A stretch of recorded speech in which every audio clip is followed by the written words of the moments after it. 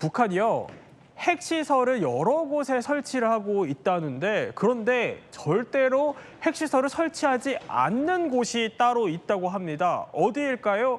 자, 이 퀴즈 정답은 잠시 후에 전문가들과 함께 풀어드리겠습니다. 지식충전 지금 시작합니다.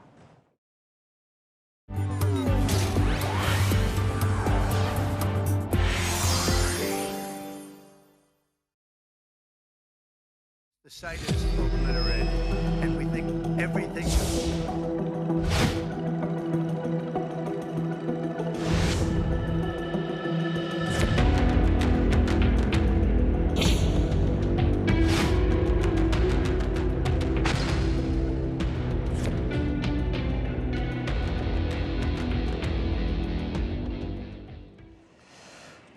미국의 이란 핵시설 공습 후에요. 논란이 계속되고 있습니다. 그러니까 이 핵시설이 얼마나 파괴됐냐. 진짜 트럼프 말대로 핵 프로그램이 완전 파괴된 게 맞냐 이걸 두고 진실 공방이 벌어지고 있는데 이용주 평론가. 일단 그러면 가늠을 좀 해볼 수 있는 게 방사능이 유출됐냐 아니냐일 텐데 지금 상황이 어떻습니까? 네, 이번에 그 미국이 이란의 핵시설을 이제 타격하면서 네. 혹시라도 거기에서 뭐 이런 핵 관련된 이 방사능 같은 게 노출되는 거 아닌가 굉장히 걱정이 많았는데요. 네. 전 세계적으로. 다행히도 이 라파엘 그로시 국제 원자력 기구 IAEA 사무총장이 표적이 된 핵시설 3곳에서 방사능 유출이 발생하지 않았다라고 확언을 했고요. 그리고 또 사우디아라비아 그쪽 아랍 쪽에서도 그 관련 조사를 해봤는데 네. 다행히도 그 아랍 및 걸프 지역에서는 방사능이 유출이 되지 않았다라고 합니다. 오히려 지금 이란 쪽에서는 좀 궁금해하는 게 미국에서 이 타격을 굉장히 세게 할 것이라고 생각을 했습니다만은 의외로 이 피해가 우리가 좀 적은데 약간 이런 느낌으로 지금 가고 있거든요. 네. 그래서 그 부분도 지금 좀 많은 궁금증을 좀 낳고 있습니다. 아니 뭐 방사능 유출이 되면 심각한 문제로 번질 수 있지만 조한모 박사님, IAEA가 그러니까 국제 원자력 기구가 이렇게 설명을 해요. 몇 달 안에 이란이 농축 우라늄 생산을 재개할 수 있는 것 같다. 그러니까 이 말은 트럼프가 주장하는 거랑 좀 다른 결과가 나온 거예요. 그러니까 이제 트럼프 대통령은 원래 말 자체가 과장이 좀 심하죠. 그러니까 이란의 방대한 핵 프로그램이 있거든요. 네. 그 프로그램 중에 핵심에 해당하는 게 나탄즈 포르도 이스파한이었거든요. 그리고 저기는 우라늄을 농축하는 데였거든요. 예. 그러니까 우라늄 광석에는 우라늄이 0.01%부터 0.3, 뭐 많은 건 20%가 있지만 그 정도밖에 안 들어있고 그 안에서도 이 분열을 할 수 있는 우라늄은 U235는 0.7%밖에 안 들어있어요. 네. 이걸 골라내는 게 이제 농축이거든요. 요거를 5%까지 농축하면 원자로에 평화적으로 쓰는 거고 90%까지 농축을 하면 이제 히로시마에 떨어지는 우라늄탄이거든요. 네. 그 농축하는 시설이 저기 있었다는 거거든요. 그런데 저기에만 농축 시설이 있었는지 다른 데 있었는지도 몰라요, 사실은. 근데 트럼프 대통령은 저 3곳을 때리고 나서 네. 그것도 지하에 그리고 본인은 완전히 파괴됐다. 그러니까 이란의 핵무기가 완전히 파괴됐다. 핵이 이렇게 말했는데 네. 그건 아닌 거죠. 핵 프로그램의 일부가 타격을 받은 거고 거기다가 미군 측이 밝힌 바에 따르면은 이스파한 같은 경우는 너무 깊어서 벙커버스를 쏘지도 못했다고 말했거든요. 그래요. 그런 상황인데 이제 트럼프 대통령은 다 해결됐다. 끝났다. 수십 년 후퇴시켰다. 말이 안 되는 거죠. 그러니까 IAEA 사무총장 말은 아니다. 수개월 이내에 농축을 다시 할 수 있다. 네. 그리고 이란은 이제 마지막까지 농축한 게 60%였거든요. 히로시마는 90%. 60%에 90%라니 몇 주밖에 안 걸리거든요. 그러니까 수개월 내에 네. 빠르면 더 빨리 그러니까 농축을 다시 시작할 수 있다. 정확히 말하면 요 얘기입니다. 근데 뭐 진위 여부는 더 확인을 해봐야겠지만 트럼프의 말이 좀 설득력이 떨어진다라는 언론들의 지적이 나오는 이유가 자 위성 사진에 이런 게 포착이 됐어요. 문성무 센터장님. 예. 보면은 자 위성 사진 한번 볼까요? 보면은 이게 이란의 핵시설 인근에서 포착이 된 거거든요. 저렇게 줄지어서 그러니까 이게 공습 전이에요. 미국이 공습하기 전에 저렇게 트럭들이 쭉 줄지어져 있는 모습이 포착됐기 때문에 혹시나 트럭으로 농축 우라늄 저장고를 통째로 옮겨버린 거 아니냐 이런 얘기들이 나오거든요. 예, 그러니까요. 지금 말씀하신 대로 날짜가 6월 19일로 저기 찍혀 있는데, 네. 그러니까 실제 타격한 날짜보다 며칠 전이거든요. 그러니까 트럼프 대통령이 이 벙커버스터를 이용을 해서 네. 핵시설을 타격할 가능성이 높아지고 있다라는 판단을 이란이 했을 가능성이 있어요. 그렇다면 타격을 받기 전에 중요한 것, 다시 말하면 뭐 위치를 이동해 놓으면 지금 타격을 피하면 언제든 다시 이걸 복구를 해서 네. 핵 능력을 확대할 수 있는 그렇게 하려면 지금 저 트럭이 나와 있는데 대략 한 16대 정도 되는데 네. 저게 지금 우리 조 박사님이 말씀하셨듯이 지금 고농축 우라늄 대략 한 60%로 농축돼 있는 그 고농축 우라늄이 부피가 크지 않답니다. 그러니까 그걸 이 트럭에다 실어서 충분히 저렇게. 옮길 수 있고 네. 이 저장고 자체를 통째로 트럭에 실어서 옮길 수 있는 그래서 저게 지금 그 육불화 우라늄 수송대다 이렇게 얘기를 하는데 그래서 저거를 어디인지 모른답니다. 네. 저 트럭은 발견했지만 이동해서 어디로 갔는지는 확인이 안 됐기 때문에 소재를 확인할 수는 없으나 저기 옮겨진 것이 분명하다는 전제하에 예. 지금 IAEA 사무총장도 그런 판단을 하는 거고 전문가들도 그럴 가능성에 상당한 무게를 지금 싣고 있는 겁니다. 근데 이런 얘기들도 나와요. 아까 조한범 박사님은 그 이스파한이 너무 깊어서 벙커버스터를 못 쐈다라고 설명을 해주셨지만 여기도 어쨌든 공습을 받은 지역이거든요. 근데 여기가 알고 보니까 고대 유적지가 되게 많대요. 네. 근데 여기로 핵시설, 핵물질들을 좀 빼돌렸다 이런 얘기들도 나와요. 예, 그러니까 지금 아까 이제 포르도에 있는 것은 예. 나탄즈 인근에 굉장히 깊은 그 지하 시설이 있다고 합니다.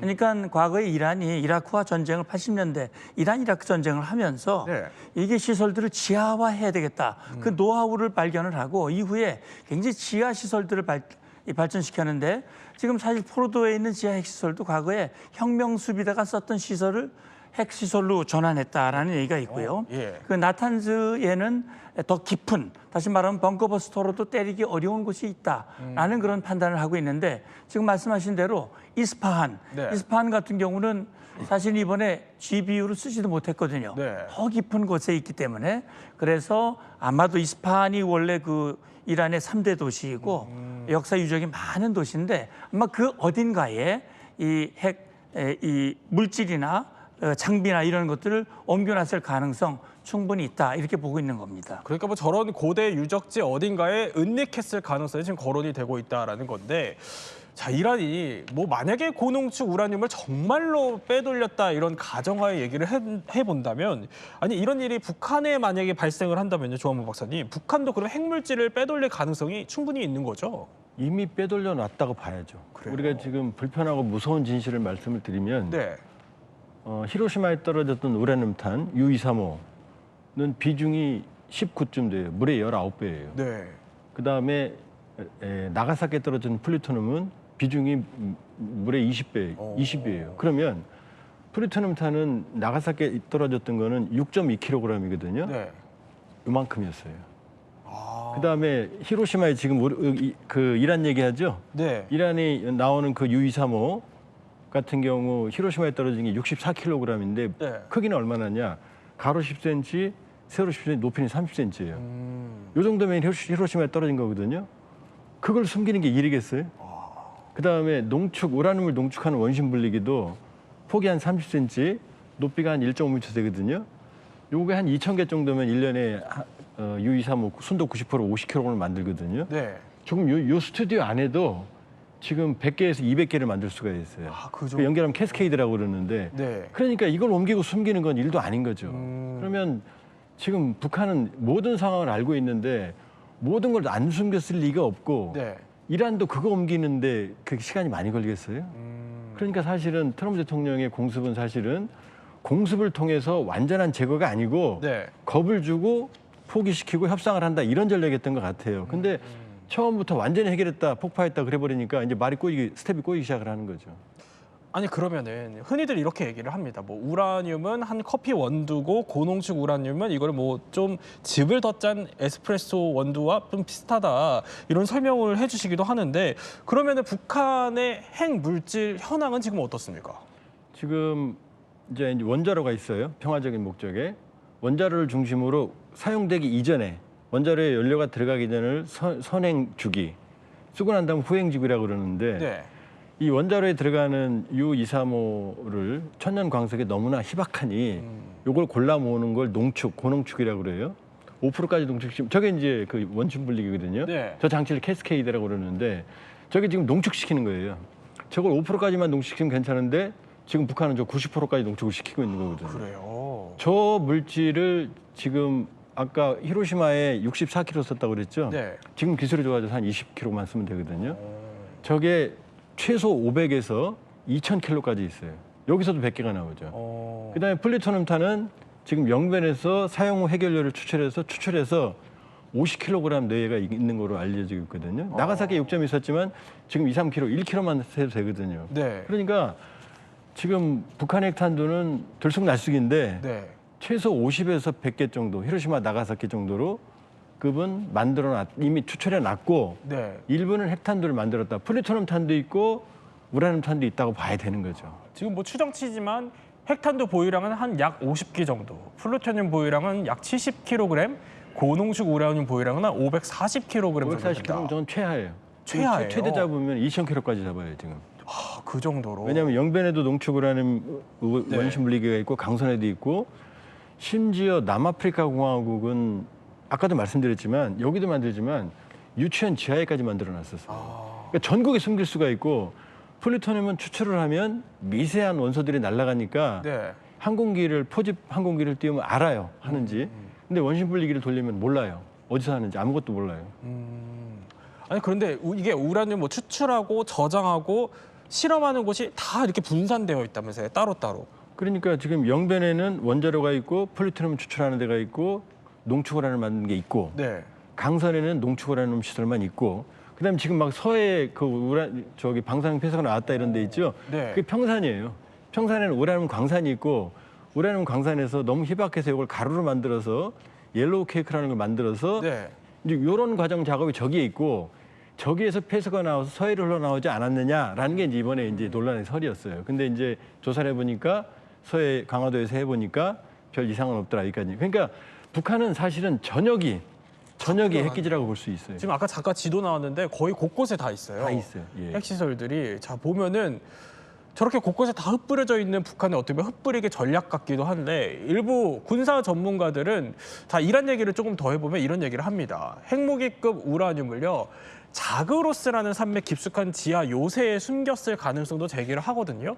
그러면 북한은 핵물질을 도대체 어떻게 숨길까 지금부터 저희가 하나하나 뜯어볼 텐데 자, 첫 번째 4대 핵 위장술 가운데 그러니까 둔갑술인데 비료 공장 이게 무슨 얘기입니까, 문성문 센터장? 예, 그러니까 지금 말씀하신 대로 핵 무기를 만드는 그 과정, 다시 네. 말하면 이게 지금 천연 우라늄에서 5% 정도만 농축을 시키면 이건 원자료의 연료, 예. 발전을 위한 연료로 쓰는 거지만 그걸 90%까지 올리면 고농축 우라늄, 핵 무기가 되는 거란 말이죠.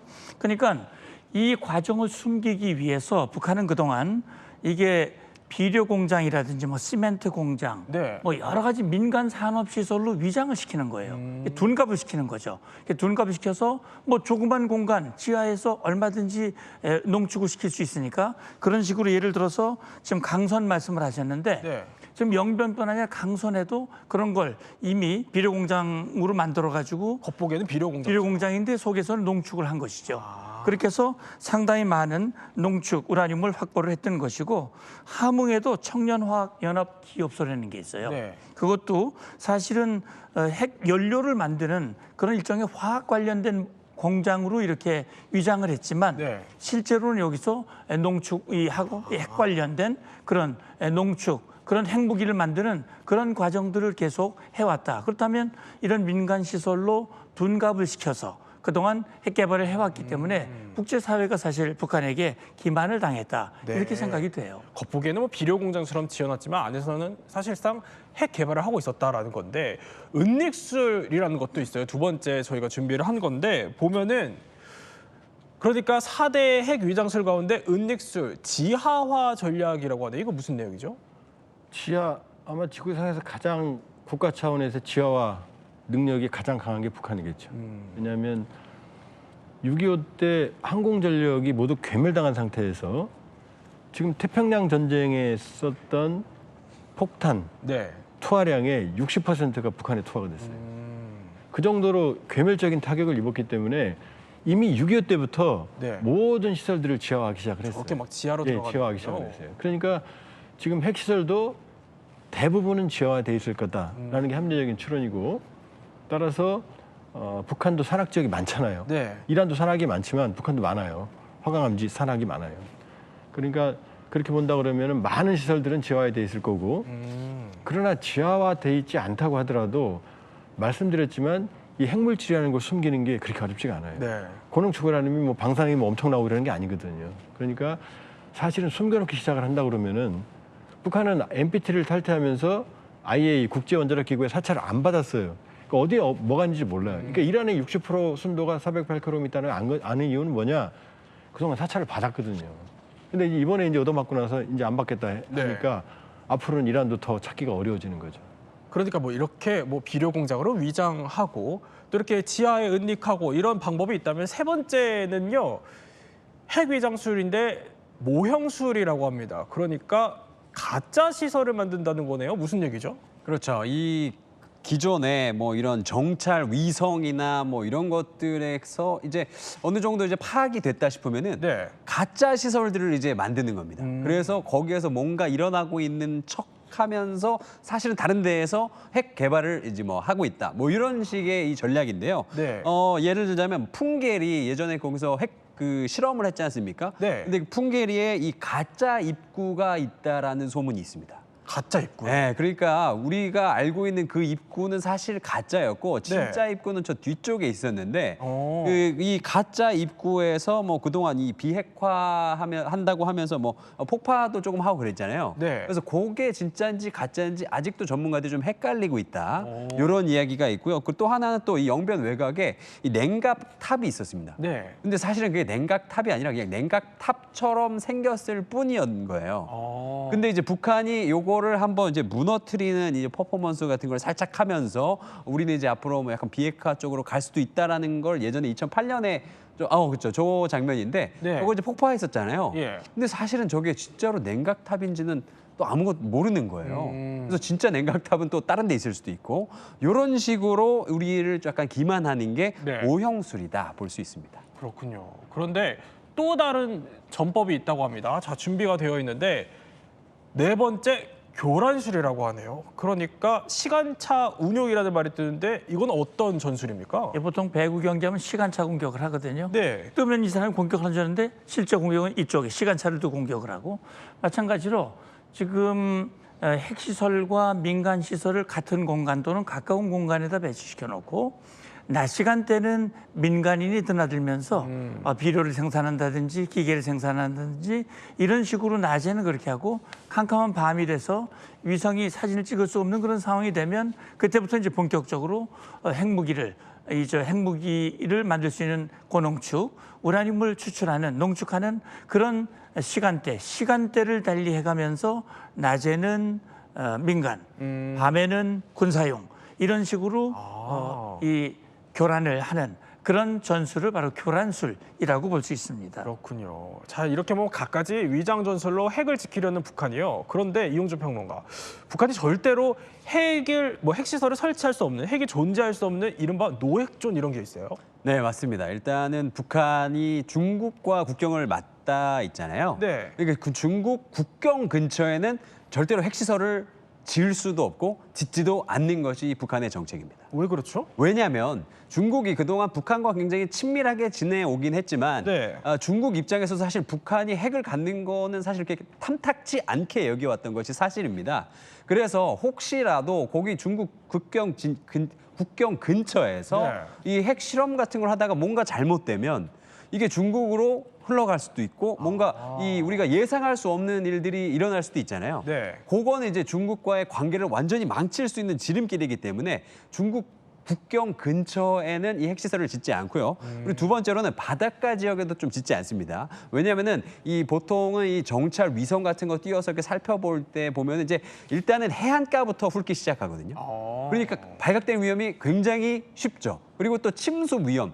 또 우리나라 또 장마 많지 않습니까? 네. 거기 또 침수되면 또 난리 납니다. 그래서 해안가는 조금 피하는 편이고, 그리고 또 김일성 생가 만경대라고 하는 곳 있지 않습니까? 네. 거기는 절대로 이 핵 근처도 못 간다. 그래요? 예, 왜냐하면 이게 그쪽 그 위쪽에서는 이게 저기라고 굉장히 하네요? 예?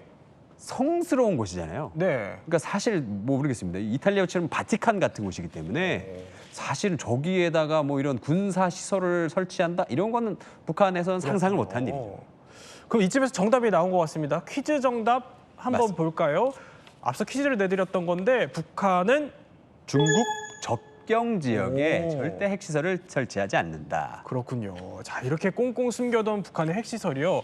그런데 이게 혹시나 뭐 공습을 당하거나 정권이 붕괴되는 위기 상황에 처했을 경우 이 핵을 생존시키기 위한 액션 플랜이 있다고 합니다. 자, 첫 번째 액션 플랜이요. 이 플랜입니다. 핵 인력을 보호하라. 그러니까 핵을 만드는 인력이 핵심 중에 핵심이라는 얘기예요? 예. 제가 소련에 유학을 간 게 91년이거든요. 네. 레닌그라드 대학에. 그때 북한 친구들이 핵물리학 공부하러 와 있었어요. 아, 그리고 저도 만났거든요. 네. 똘똘한 친구들이었는데 아마 저 핵 개발하는데 주역이 됐을 겁니다. 최정예겠군요. 예. 지금 파키스탄이 인도가 74년에 핵실험을 하면서 네. 파키스탄 총리가 우리가 풀뿌리를 뜯어먹더라도 핵을 가지겠다라고 했는데 그걸 실현시켜준 게 압둘 카디르 칸 박사라는 사람이에요. 네. 그러니까 이 사람이 북한 핵에도 관여했어요. 그러니까 인적 요인이 사실은 핵 개발의 가장 핵심인 거예요. 그러니까 이번에 이란 폭격할 때도 제일 먼저 죽인 게 9명 핵과학자거든요. 근데 9명은 안 끝나거든요. 제자들이 있고 방대하거든요. 아. 북한도 알고 있죠. 그러니까 시설이 무너져도 네. 노하우만 있으면 언제든지 그 인력으로 해결할 수 있거든요. 그러니까 우리가 뭐 핵 몇 달 안에 개발한다 그러잖아요. 네. 그게 안 되는 게 우리가 지금 이 인력 인프라가 없어요. 그 인력 인프라를 만들려면 지금부터 준비를 해야 되는데 그 인력 인프라가 없는데 갑자기 되겠습니까? 그러니까 북한이 모든 게 부서져도 핵심 과학자들은 보존하는 시스템을 가동을 하고 있죠. 그러면 아까 잠깐 언급해 주셨던 그 이번에 이란 핵 과학자들을 핀셋 암살했던 사건이 있었잖아요. 네. 그러니까 저 사건도 그러면 그만큼 핵 과학자들의 인력이 상당히 중요했기 때문이다 이렇게 보면. 제일 먼저 과학자를 먼저 제거했어요.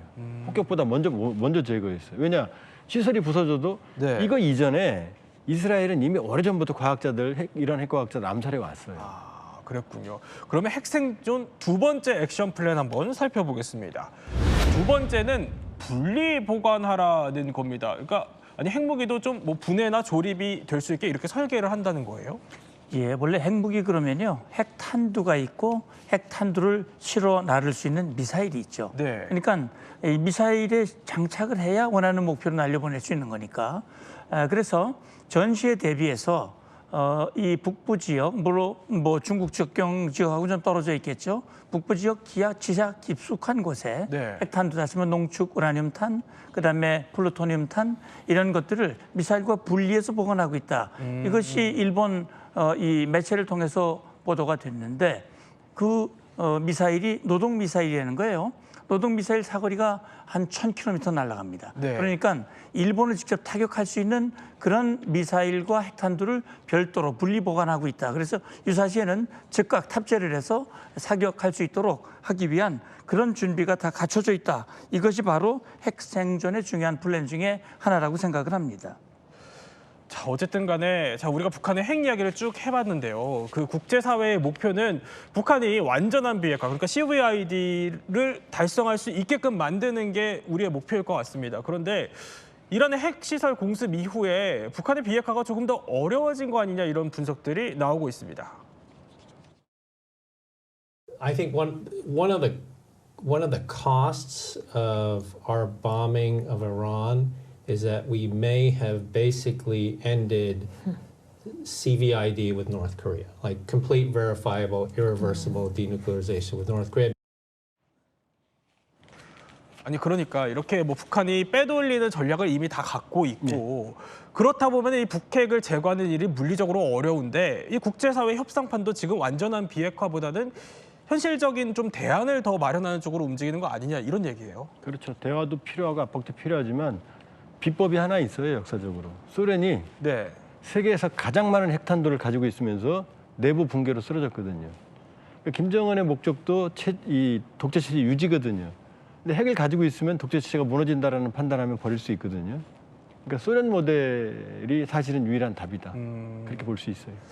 문성문 센터장님, 예. 어쨌든 북한의 이 핵물질과 우리는 굉장히 가까이 살고 있습니다. 우리는 어떤 좀 대처를 해야 될까요? 일단은 북한의 핵 위협으로부터 우리를 지킬 수 있는 그런 일종의 우리 미국과 확장 억제를 하고 있지 않습니까? 실효성과 신뢰성을 높여야 되고요. 네. 그다음에 지금 조 박사님 말씀하신 대로 북한을 변화시키기 위한 노력을 꾸준히 해야 된다고 봅니다. 그래서 북한이 민주화되고 체제가 변화가 되면 핵 위협이 소멸되는 것이거든요. 네. 그렇기 때문에 우리는 대한민국 중심의 자유 통일, 이것에 대한 국민이 일치된 의견을 모으고 그렇게 해서 핵 자체에 대한 위험을 제거하는 것, 이것이 굉장히 중요한 접근 방법이 하나인데 그러기 위해서는 미국과 긴밀한 협조와 공조, 이것이 매우 중요하다고 생각합니다. 네, 세 분과 함께 북한의 갖가지 핵 위전술에 대해서 몰랐던 이야기 한번 살펴봤습니다.